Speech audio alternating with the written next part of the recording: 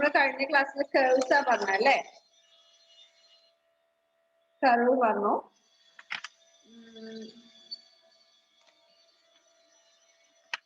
പിന്നെന്താ പറഞ്ഞ? ഇനി ട്രയാങ്കിള് പറയണം. പോളിഗൺ തുടങ്ങി അല്ലേ? സൈഡ്സ്, വെർട്ടിസസ്, ഡയഗണൽസ് ഒക്കെ പോളിഗൺ ഒക്കെ പറഞ്ഞില്ലേ? ഡയഗണൽ വരെ പറഞ്ഞു. Next page number 78. Page number 78 triangle. ഇതൊക്കെ നമുക്ക് അറിയുന്ന കാര്യങ്ങളാണ്. ജസ്റ്റ് പറഞ്ഞു പോകുന്ന മാത്രമേ ഉള്ളൂ. ശ്രദ്ധിച്ചിരിക്കണം. A triangle is a three-sided polygon. Triangle എന്താണെന്ന് നമുക്കറിയാം. 3 സൈഡ് ഉള്ള പോളിഗണിനെയാണ് നമ്മൾ എന്ത് പറയാ? Triangle. It is a polygon with least number of sides. ഏറ്റവും കുറവ് സൈഡ്സ് ഉള്ള പോളിഗൺ ആണ് ട്രയാങ്കിൾ. കാരണം 3 കുറഞ്ഞത് 2 സൈഡ് വെച്ചിട്ട് ഒരു പോളിഗൺ ഉണ്ടാക്കാൻ പറ്റില്ല. So it's A polygon with least number of sides. ഒരു പോളിഗൺ ഉണ്ടാക്കണമെങ്കിൽ നമുക്ക് അറ്റ്ലീസ്റ്റ് 3 സൈഡെങ്കിലും വേണം.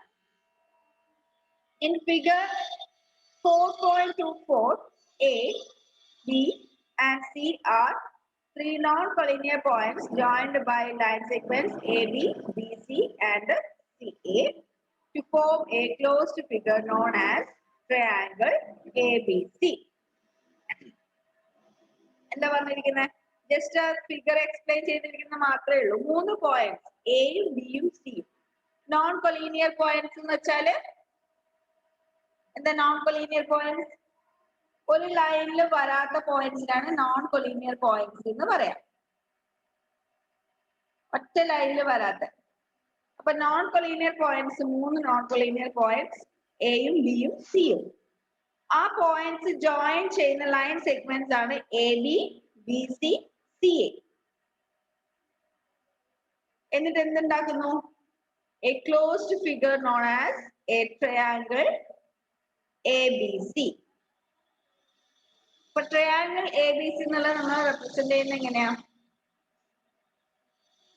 നമ്മൾ ലൈൻ സെഗ്മെന്റിനെ എങ്ങനെ റെപ്രസെന്റ് ചെയ്യുന്നു? ലൈൻ സെഗ്മെന്റിനെ എ ബി എഴുതിയിട്ട് ലൈൻ സെഗ്മെന്റ് എ ബി എന്ന് എഴുതിയിട്ട് ഒരു ആരോ മാർക്ക് ആണെങ്കിൽ ഇറ്റ് ഈസ് എ റേ. ഇനി എ ബി എന്ന് എഴുതിയിട്ട് 2 സൈഡിലേക്കുള്ള ആരോ മാർക്ക് ആണെങ്കിൽ ഇറ്റ് ഈസ് എ ലൈൻ. അല്ലേ? അപ്പോ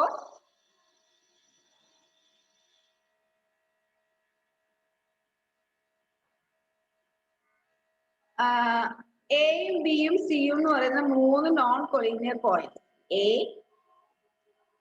ബി സി. ഈ 3 നോൺ കൊളീനിയർ പോയിന്റ്സ് തമ്മിൽ ജോയിൻ ചെയ്യുന്ന line segments A B, B C, C A. 3 line segments join ചെയ്തുകൊണ്ട് നമ്മൾ എന്തുണ്ടാക്കി? ഒരു ക്ലോസ്ഡ് ഫിഗർ ഉണ്ടാക്കി. ആ ക്ലോസ്ഡ് ഫിഗറിന്റെ പേരാണ് ട്രയാങ്കിൾ എ ബി സി. നമ്മൾ ട്രയാങ്കിളിന് നമ്മൾ എങ്ങനെ റെപ്രസെന്റ് ചെയ്യും? ചെറിയൊരു ത്രികോണം വെച്ച് triangle A B C. Triangle A B C. അപ്പൊ ഈ സിമ്പിൾ ആണ് നമ്മൾ ട്രയാങ്കിളിൽ നിന്നുള്ള ബേർഡിനെ റെപ്രസെന്റ് ചെയ്യാൻ വേണ്ടിട്ട് ഉപയോഗിക്കുന്നത്. ചെറിയൊരു ട്രയാങ്കിൾ. ട്രയാങ്കിളിന്റെ പ്രത്യേകത എന്താ? ട്രയാങ്കിളിന് 3 സൈഡ്സ് ഉണ്ടാവും. ട്രയാങ്കിളിന് 3 സൈഡ്സ് ഉണ്ടാവും, 3 ആംഗിൾസ് ഉണ്ടാവും,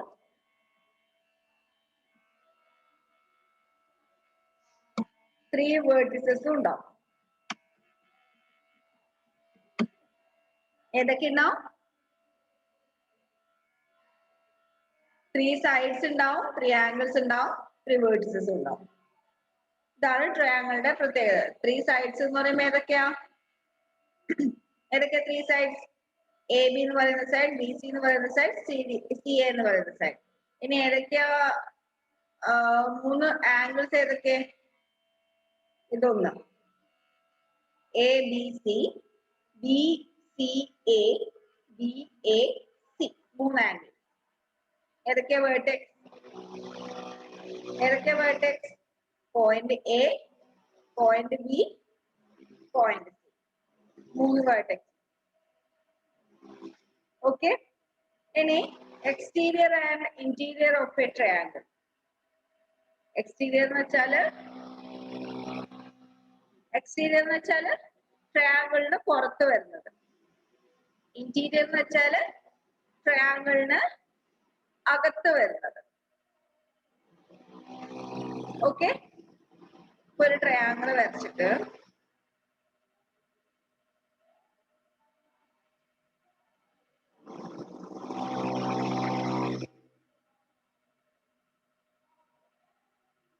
ഇപ്പൊ ഈ ഒരു ട്രയാങ്കിൾ നമ്മൾ വരച്ചു നോക്കാം. ട്രയാങ്കിൾ എ ബി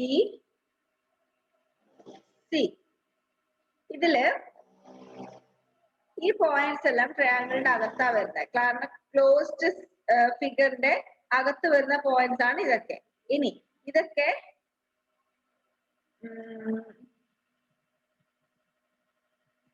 ഇതൊക്കെ പുറത്തു വരുന്ന പോയിന്റ്സും, റെഡ് കളറിൽ കാണുന്നതൊക്കെ പുറത്തു വരുന്ന പോയിന്റ്സും, ബ്ലാക്ക് കളറിൽ കാണുന്നതൊക്കെ അകത്ത് വരുന്ന പോയിന്റ്സും. അപ്പോ അകത്ത് വരുന്ന പോയിന്റ്സിനെ ഇന്റീരിയർ ടു ദി ട്രയാങ്കിൾ എന്ന് പറയും. പുറത്തു വരുന്ന പോയിന്റ്സിനെ എക്സ്റ്റീരിയർ ടു ദി ട്രയാങ്കിൾ എന്ന് പറയും. ഓക്കെ. അത്ര ഇതിനകത്ത് കാര്യമായിട്ട് പറയാനുള്ളൂ. ട്രയാങ്കിളിനെ പറ്റി വേറൊന്നും കാര്യമായിട്ട് ഇതിലൊന്നും പറയുന്നില്ല. Page number 79 interior and exterior of A triangle. അതില് ആ ഒരു ചിത്രം കൊടുത്തിട്ട് അത് എക്സ്പ്ലെയിൻ ചെയ്തത് മാത്രമേ ഉള്ളൂ. ഇപ്പൊ ട്രയാങ്കിൾ നമുക്ക് എന്താണെന്ന് കറക്റ്റ് അറിയാം. അതിനെ കുറിച്ച് കൂടുതലായിട്ടൊന്നും പറയേണ്ട ആവശ്യമില്ല. ഇത്രയും മാത്രമേ ഇതിൽ ട്രയാങ്കിളിനെ പറ്റി പഠിക്കാനുള്ളൂ. Next page number 80 quadrilateral. Page number 80 quadrilateral. എന്താ ക്വാഡ്രിലാറ്ററൽ എന്ന് വെച്ചാല്? 4 സൈഡഡ് പോളിഗണിനെയാണ് നമ്മൾ എന്ത് പറയാ?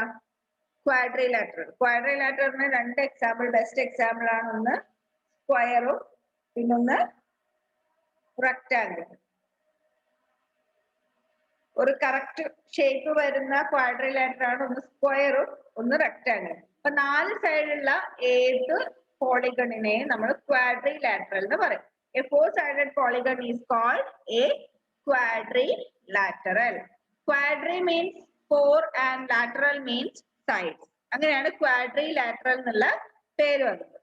A quadrilateral has 4 sides and 4 angles. 4 സൈഡ്സും 4 ആംഗിൾസും ഉണ്ടാവും.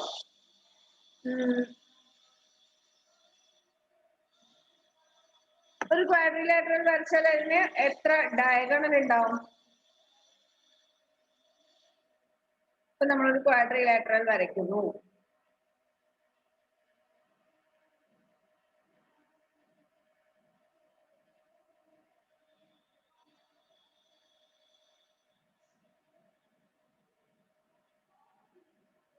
ഒരു ക്വാഡ്രിലാറ്ററൽ വരച്ചു. അതിന് 4 സൈഡ് ഉണ്ടെന്ന് പറഞ്ഞു. ഏതൊക്കെ 4 സൈഡ്? ഒന്നിത്, ഒന്നിത്, ഒന്നിത്, ഒന്നിത്. ഇനി 4 ആംഗിൾസ് ഉണ്ട്.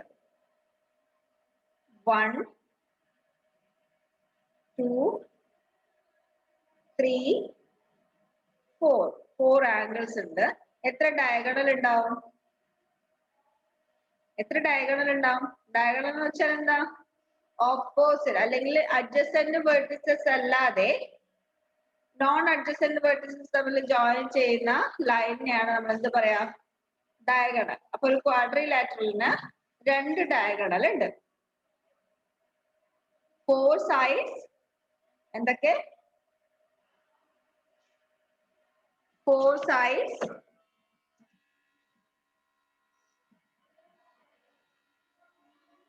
4 sides, 4 angles,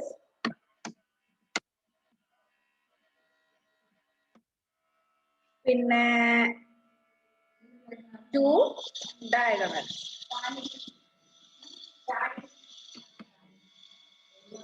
എത്ര vertex ഉണ്ട്? എത്ര vertices ഉണ്ട്? 4 vertices. ഓക്കെ, അപ്പൊ നമ്മൾ എന്താ പറഞ്ഞാണ്? ക്വാഡ്രിലാറ്ററൽ. എത്ര സൈഡ്സ് ഉണ്ട്? 4 sides, 4 angles, 4 diagonals. So sorry, 2 diagonals, 4 vertices. Okay, ഇതിൽ ഇനി കുറച്ച് കാര്യങ്ങൾ പഠിക്കാനുള്ളത്. Page number 80 diagonals. അത് ഞാനിപ്പോ പറഞ്ഞത് 2 ഡയഗണൽസ് ഉണ്ട്. Adjacent sides. ഏതൊക്കെ അഡ്ജസന്റ് സൈഡ്സ്? അവിടെ കൊടുത്തിരിക്കുന്ന ഫിഗർ നോക്കിയാൽ മതി. ഫിഗർ 4.28. അഡ്ജസന്റ് സൈഡ്സ് വരുമ്പോ എ ബിയും ബി സിയും, പിന്നെ ബി സിയും സി ഡിയും, സി ഡിയും ഡി എയും, ഡി എയും എ ബിയും. ഇത്രയും പേഴ്സ് അഡ്ജസന്റ് സൈഡ്സ് വരും.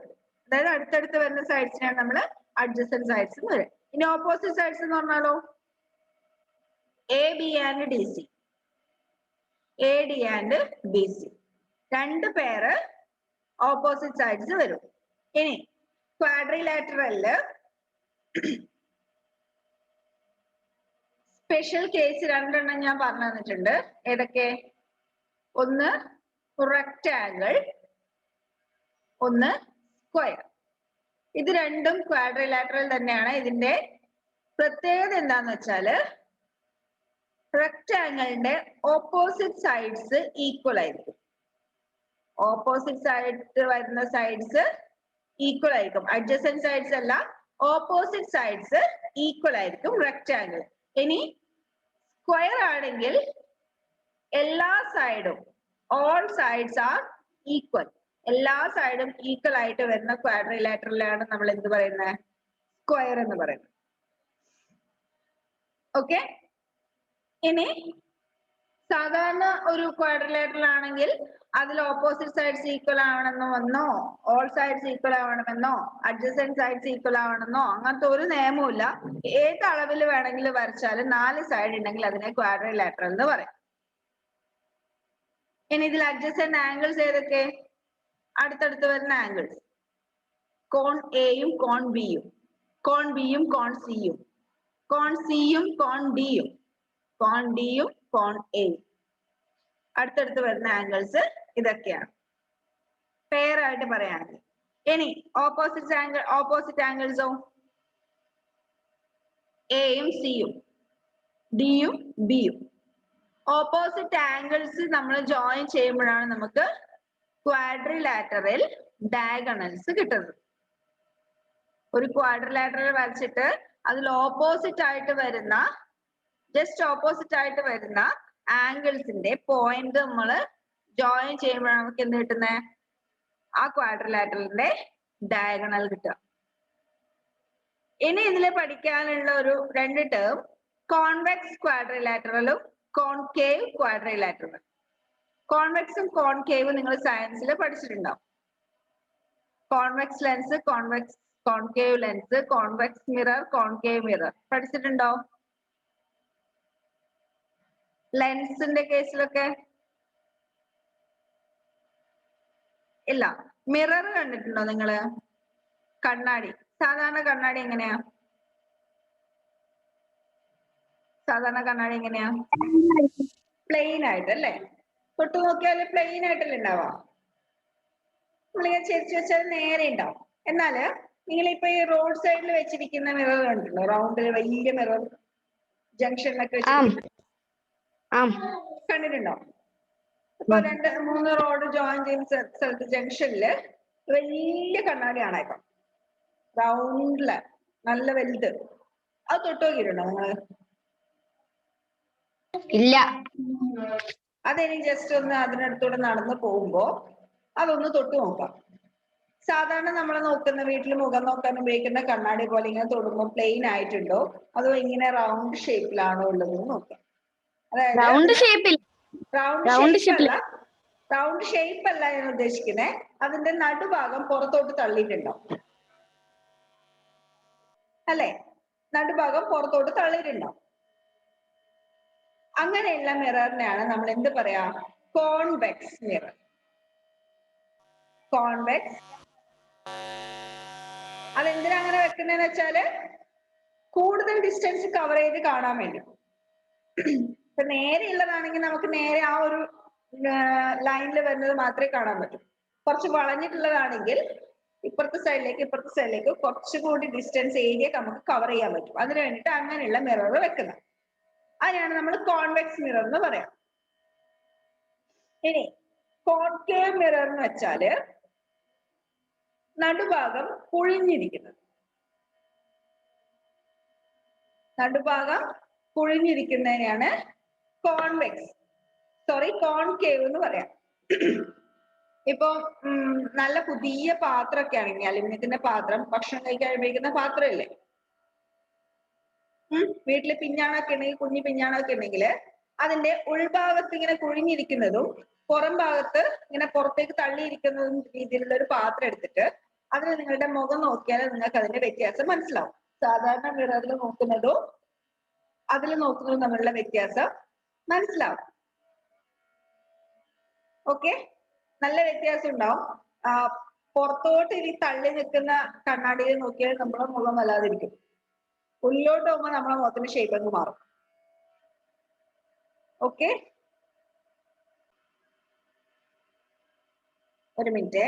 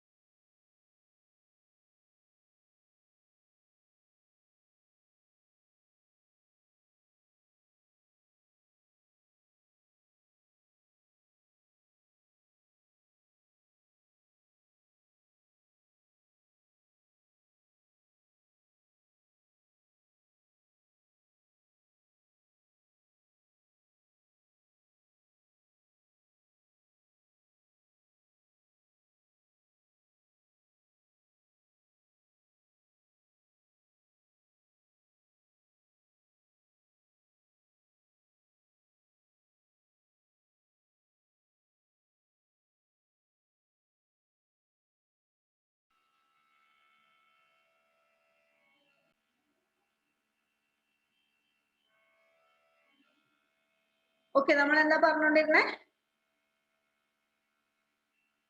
ക്വാഡ്രിലാറ്ററൽ നമ്മൾ ഇങ്ങനെയുള്ള രീതിയിലാണ് വരയ്ക്കുന്നതെങ്കിൽ,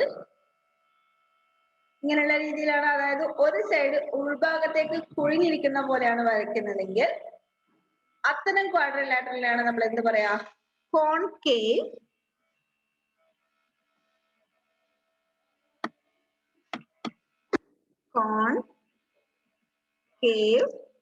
ക്വാഡ്രിലാറ്ററൽ.